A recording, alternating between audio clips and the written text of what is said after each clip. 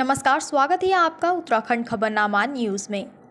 बीते कई दिनों से हल्द्वानी में पीडब्ल्यूडी के द्वारा 13 चौराहों में रोड चौड़ीकरण करने के दौरान बड़ी संख्या में चौड़ीकरण की जद में आ रहे बड़े और सालों पुराने पेड़ों को काटने के कारण पर्यावरण प्रेमी और स्थानीय जनता की नाराजगी झेल रहे पीडब्ल्यूडी के अधिकारी और प्रशासन की कोशिश के बाद 40 चिन्हित बड़े और पुराने पाखड़ नीम के पेड़ों को रिलीकोट की प्रक्रिया शुरू हो चुकी है।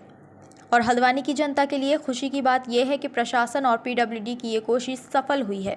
जिसमें हल्द्वानी से कुछ दूर हल्दचौड़ में बन रही गौशाला की ज़मीन में बीते दिनों हल्द्वानी के काठगोदाम के नरीमन चौराहे के समीप तेज़ आंधी के चलते टूटकर निर्जीव हो चुका सालों पुराना जिस पेड़ को पीडब्ल्यूडी और प्रशासन के प्रयास से ट्रांसप्लांट किया गया था, वो निर्जीव पेड़ फिर से पुनर्जीव हो चुका है, जिसमें हरी पत्तियां भी निकलना शुरू हो गई हैं, जिसको लेकर प्रशासन और पीडब्ल्यूडी की पेड़ों के पुनर्जीवित होने की उम्मीद और भी पक्की हुई है। वहीं पीडब्ल्यूडी के अधिशासी अभियंता अशोक कुमार ने इसको लेकर आने वाले समय में कटे पेड़ों को ट्रांसप्लांट करने की प्रक्रिया की जानकारी देते हुए कहा कि चिन्हित किए गए 40 पेड़ों को जो रोड चौड़ीकरण की जद में आने के कारण काटे जा रहे हैं, ट्रांसप्लांट के जरिए कटे हुए और निर्जीव पेड़ों को एक नया जीवन दिया जाएगा, जो हम सबके लिए एक सुखद अनुभव है। देखिए, इसमें जो हमारे 13 चौराहे हैं, इसमें पेड़ों की गिनती हुई थी कि उनको चौड़ीकरण की जद में जो भी आ रहे हैं उनको काटा जाए, लेकिन इसमें जिलाधिकारी महोदय द्वारा एक अनूठी पहल की गई कि हम जो हमारे प्राचीन पेड़ हैं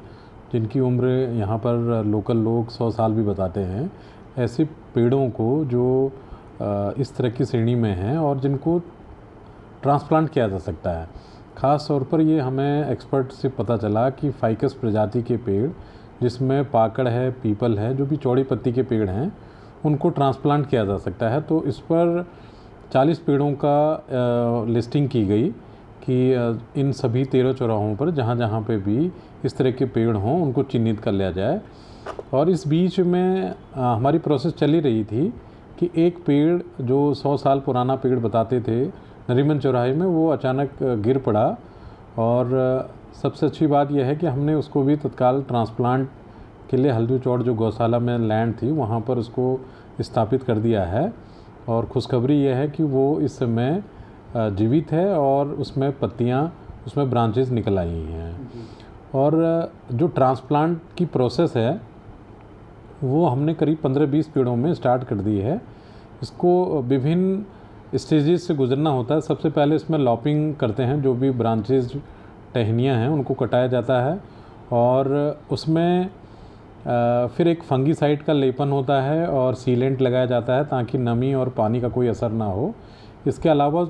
उसकी जड़ में डी रूटिंग के लिए वहाँ 1-1.5 मीटर की परिधि में मिट्टी को हटाया जाता है और एक फ्रेश मिट्टी जिसमें विभिन्न प्रकार के सप्लीमेंट्स भी होते हैं